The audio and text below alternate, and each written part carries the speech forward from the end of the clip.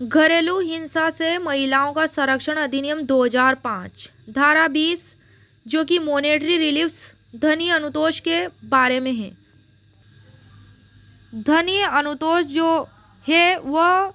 इस एक्ट के domestic violence act के चैप्टर 4 अध्याय 4 में है, जो कि अनुतोषों के आदेश अभिप्राप्त करने के लिए प्रक्रिया से संबंधित है। और ये चैप्टर 4 सेक्शन 12 से 29 तक दिया गया है। सेक्शन 20 में जो धनी अनुतोष है वह इसी एक्ट के सेक्शन 2K में भी डिफाइन है, सेक्शन 2K। और हिंदी वर्णमाला के अनुसार धारा 2 और क्रम के अनुसार यह धारा 11वें नंबर पर है। सेक्शन 2K में भी मॉनेटरी रिलीफ को डिफाइन किया गया है, जो कि डोमेस्टिक वायलेंस एक्ट 2005 में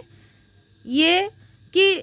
धनी अनुतोष में ऐसा प्रतिकर अभिप्रेत है जिसके लिए कोई मजिस्ट्रेट घरेलू हिंसा के परिणाम स्वरूप व्यथित व्यक्ति द्वारा उपगत व्ययों और सहन की गई हानियों को पूरा करने के लिए इस एक्ट के अंडर में किसी अनुतोष की इप्सा करने वाले आवेदन की सुनवाई के दौरान किसी प्रक्रम पर व्यथित व्यक्ति को संदाय करने के लिए प्रत्यर्थी को आदेश दे सकेगा। इस प्रकार इसमें बताया गया है। अब हम देखते हैं धारा 20 जो धनी अनुतोष के संबंध में क्या क्या उपबंध किए गए हैं उसके बारे में धारा उल्लेख करती है कि इसमें उपधारा 1 है कि धारा 12 की उपधारा 1 के अधीन किसी आवेदन का निपटारा करते समय मजिस्ट्रेट घरेलू हिंसा के परिणाम स्वरूप व्यथित व्यक्ति और व्यथित व्यक्ति की किसी संतान द्वारा उपगत व्यय और सहन की गई हानियों की पूर्ति के लिए धनी अनुतोष का संदाय करने के लिए प्रत्यर्थी को निर्देश दे सकेगा और ऐसे रिलीफ में निम्नलिखित सम्मिलित हो सकेंगे, किंतु वह निम्नलिखित तक ही सीमित नहीं होगा। इसमें क में है उपार्जनों की हानि, चिकित्सकीय व्ययों, ख में चिकित्सकीय व्ययों, ग में व्यथित व्यक्ति के नियंत्रण में किसी संपत्ति के नाश, नुकसान या हटाए जाने के कारण हुई हानि, और घ में है व्यथित व्यक्ति के साथ साथ उसकी संतान यदि कोई हो के लिए भरण पोषण, जिसमें CRPC 1973 की धारा 125, धारा 125 या तत्समय प्रवर्त किसी अन्य विधि के अधीन कोई आदेश या भरण पोषण के आदेश के अतिरिक्त कोई आदेश सम्मिलित है। और उपधारा 2 इस धारा के अधीन अनुदत्त धनी अनुतोष पर्याप्त, उचित और युक्तियुक्त होगा तथा उस जीवन स्तर से जिसका व्यथित व्यक्ति अभ्यास से संगत होगा। तीसरी उपधारा है कि मजिस्ट्रेट को जैसा मामले की प्रकृति और परिस्थितियां अपेक्षा करें भरण पोषण के एक समुचित एकमुश्त संदाय या मासिक संदाय का आदेश देने की शक्ति होगी।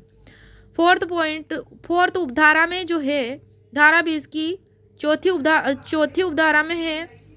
कि मजिस्ट्रेट एप्लीकेशन के पक्षकारों और पुलिस थाने के भार साधक को जिसकी स्थानीय सीमा की अधिकारिता में प्रत्यर्थी निवास करता है उपधारा 1 के अधीन दिए गए धनी अनुतोष के आदेश की एक प्रति भेजेगा, उसकी एक फोटोकॉपी वो भेजेगा। और उपधारा 5 है प्रत्यर्थी उपधारा 1 के अधीन आदेश में निर्दिष्ट अवधि के भीतर व्यथित व्यक्ति को अनुदत्त धनी अनुतोष का संदाय करेगा। और 6 उपधारा कहती है कि उपधारा 1 के अधीन आदेश के निबंधनों में संदाय करने के लिए प्रत्यर्थी की ओर से असफलता पर मजिस्ट्रेट प्रत्यर्थी के नियोजक या ऋणी को व्यथित व्यक्ति को प्रत्यक्षतः संदाय करने या मजदूरी या वेतन का या एक भाग कोर्ट में जमा करने या शोध्य ऋण या प्रत्यर्थी के खाते में शोध या उद्भूत ऋण को जो प्रत्यर्थी द्वारा संदेह धनी अनुतोष में समायोजित कर ली जाएंगी जमा करने का निर्देश दे सकेगा। इस प्रकार इस धारा में धनी अनुतोषों के बारे में धारा 20 में उपबंध किया गया है।